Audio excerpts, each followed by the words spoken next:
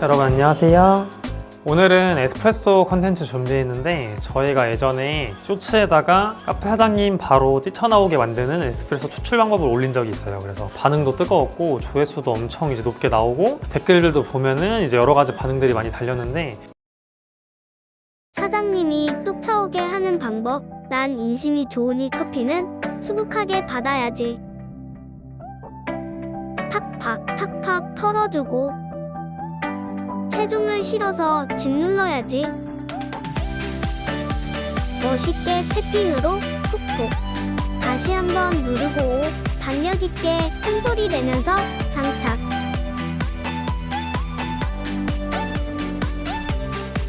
에스프레소 추출 중. 나 너무 커피 잘 뽑는다. 월급도 받아야 할 듯. 추출 완료. 버리고 마무리.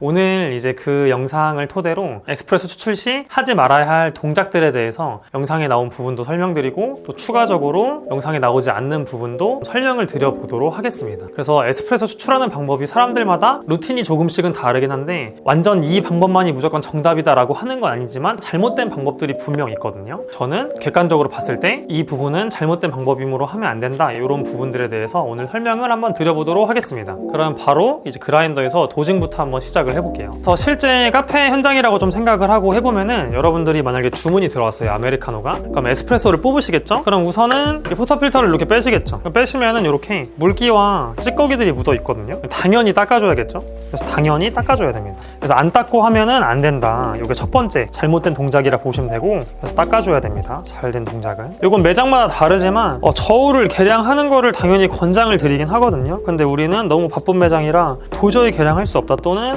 저울이 내장된 그라인더를 사용을 하신다, 이제 그러면 상관없지만, 그렇지 않은 경우라면은 웬만하면 저울을 쓰시는 걸 권장을 드려요. 왜냐면 나오는 양이 매번 조금씩 달라지거든요. 정확한 계량을 위해 저울을 사용해 주시는 걸 권장을 드리고, 그 다음 두 번째 잘못된 동작은, 이렇게 그라인더에서 커피를 그라인딩 하시는데 오랫동안 시간이 지난 경우에 이 안에 미리 갈아져 있던 애들이 방치돼 있어요. 근데 예를 들어서 전에 추출한 지로부터 1시간이 지났다. 근데 그냥 바로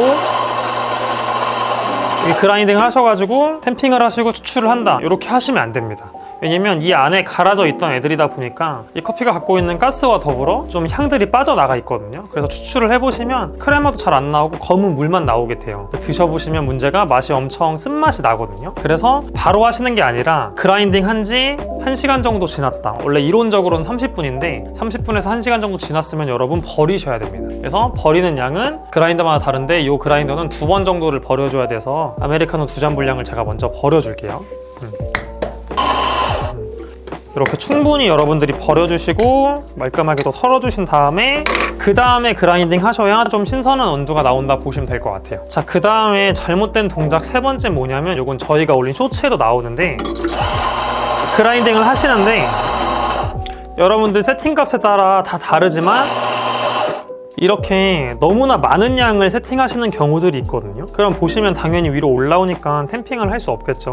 그럼 약간 쳐주는 건 상관없지만, 이렇게 많이 올라온 경우에는 이렇게 억지로 계속 쳐서 넣을 수밖에 없거든요. 쳐주는 행위도 강하게 되고, 또 여기에도 커피가 바스켓 사이즈에 안 맞게 너무 많은 양이 들어가게 돼요. 저희가 흔히 이제 업도징이라고 부르는데, 이런 과한 업도징과 과한 업도징 때문에 커피를 더 넣어주기 위해서 과하게 치는 행위는 좋지 않습니다. 왜냐면 일단 첫 번째는, 저희가 예전에 업도징 관련 영상 올린 것도 있는데 그냥 지금 간단히 설명드리면, 과한 업도징은 커피의 불균형 추출을 만들 수 있습니다. 그럼 두 번째, 이렇게 너무 과하게 치시는 행위는 여러분 자꾸 쳐보시면은 고온 입자가 자꾸 아래로 깔려요. 그래서 후반에 추출 흐름이 막혀서 원활한 추출이 안 될 수가 있어요. 그래서 요거는 권장드리지 않고, 저도 받아줄 때 가볍게 치는 행위는 하거든요. 근데 이런 식으로 계속 쳐야 커피가 들어가는 정도로 양을 많이 담으신 거면 너무 많은 양입니다. 웬만하면 정량 도징을 하는 걸 권장을 드려요. 그래서 이렇게 하는 게 세 번째로 잘못된 동작이다 라고 보시면 되고, 그 다음으로는 저희가 흔히 알듯이 이제 레벨링과 템핑인데, 레벨링 같은 경우에는 손으로 가볍게 톡톡 쳐주시거나, 그래서 분포를 시켜주거나, 또는 이런 툴들을 사용을 해주죠. 그래서 지금은 저희가 예전에 툴에 관련된 영상을 올린 적도 있는데, 툴에 대한 설명은 자세히 지금은 들으진 않고, 내가 어느 정도 그냥 손으로만 좀 분포를 그냥 시켰다고 쳐볼게요. 손으로만 정도만 분포를 시키고 그 다음 누르는 작업을 하는데 템핑을 할 때 너무 과하게 세게, 그것도 수평이 너무나 안 맞게 하시는 경우들이 있거든요. 저희가 올린 쇼츠 영상에도 제가 일부러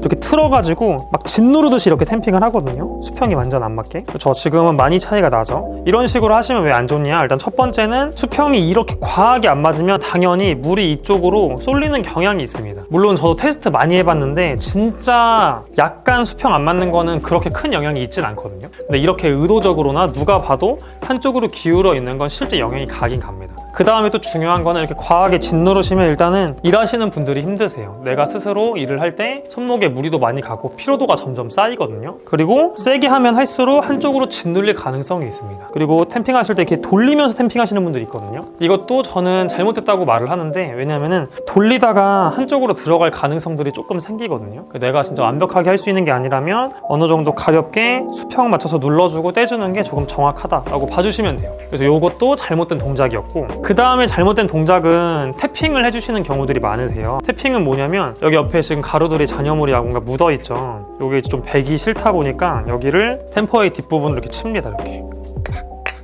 치면 이렇게 옆에 있는 거 여러분 묻어나오는 거 보이시죠? 이렇게 쳐보면, 그쵸? 그러면 옆에 있는 걸 다시 이렇게 템핑을 해줘요. 그래서 여기다가 이제 깔끔하게 넣어주는 건데, 그럼 벽면에 묻어있는 게 없죠. 그래서 요거를 태핑이라고 하는데, 태핑은 저희가 잘못된 동작이라고 얘기를 드릴 수 있어요. 왜 그러냐면 태핑을 했을 때 균열이 갈 수 있거든요. 눈에 안 보이잖아요. 안 보여서 모르는 거지, 이 안에는 균열이 가고 지금 얘도 균열이 살짝 실제 보이거든요. 그래서 우리가 눈에 보이지 않는 이 안쪽에 균열이 갈 수 있다 보니까 하시면 안 되고, 진짜 세게 치시면 이 벽면이랑도 이렇게 들뜨거든요, 퍽이. 가뜩이나 벽면 쪽이 밀도가 약해서 글로 물이 많이 흐르는데, 이렇게 깨시게 되면은 벽 쪽으로 물이 막 타고 흐를 수가 있습니다. 그럼 정상적인 추출이 안 되기 때문에 태핑 작업도 안 하시는 게 좋아요. 그러니까 템핑을 마친 포터필터는 항상 조심해서 다뤄서 충격이 안 가해지는 게 좋거든요. 그러니까 장착을 하실 때도 저희가 쇼츠에도 올렸는데 막 너무나 박력 있게 이렇게 장착을 하면은 균열이 가게 돼요. 균열이 좀 가 있죠. 이 옆면이랑 떨어져 있죠. 이렇게 퍽이 살짝 보일 거예요. 떨어져 있는 게. 장착할 때도 부드럽게 장착을 해줘야 된다라고 보시면 돼요. 그 다음에 하지 말아야 할 동작이, 장착을 한 다음에 가만히 있으신 거. 이건 어떻게 보면은 동작을 안 하는 거죠. 여기 가만히 놔두고 갑자기 주문을 받으러 간다거나 갑자기 컵에다 얼음을 푸시는 분들이 계세요. 장착했으면 빨리 누르셔야 돼요, 버튼을. 왜 그러냐면은 일단 커피는 갈았으면 빨리 추출하시는 게 제일 좋아요. 특별한 이유가 있지 않은 이상. 이 커피가 가스가 너무 많아가지고 내가 이 커피에 가스를 좀 빼고 나서 추출을 해야 지금 원활하게 나온다, 또 그런 목적으로 어쩔 수 없이 추출을 해야 된다, 그런 경우라면 그 방법을 쓸 수도 있지만, 일반적인 경우라면은 갈았으면 빨리 추출해야 되는데 게다가 여기는 뜨거운 환경에다가 놔두는 거죠. 뜨거운 환경에서는 가스 반응이 조금 더 빨라져요. 빨리 빠져나가거든요. 이건 어떻게 보면 계속 향을 손실시키는 행위입니다. 억지로. 이렇게 해서 많이 한 5분 10분 놔두고 추출하시잖아요. 검은 물만 나오거든요. 지금도 한번 추출해보면, 지금은 커피를 아예 애초에 너무 많이 담아가지고 이렇게 정상적이지 않게 나오고 있죠. 이건 뭐 계량을 하지도 않았고, 지금도 보면은 요거는 너무나 많은 업도징을 해서 이렇게 나오는 거고, 제가 한번 좀 제대로 했는데도 오래 장착을 했을 때 어떻게 나오는지 한번 비교해서 보여드려 보도록 할게요. 일단은 바로 한번 장착한 다음에 추출을 해볼게요. 제가 이제 크레마의 부피도 좀 보여드려 보려고 샷글라스에다 추출을 해보겠습니다, 이번에.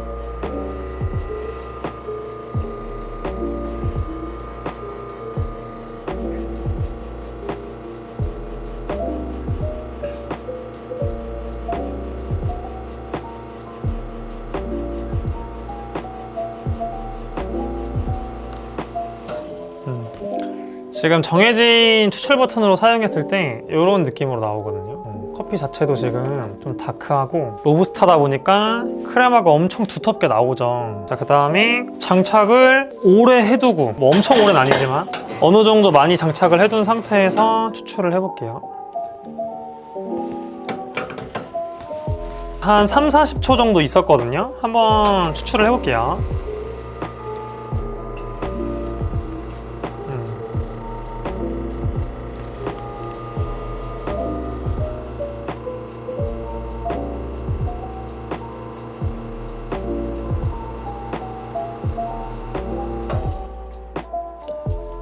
일단 추출을 여러 번 했는데 뭐 3, 40초 정도로 갑자기 이 커피 자체가 그냥 크레마가 엄청 두터운 편인데 막 다 사라지진 않아요.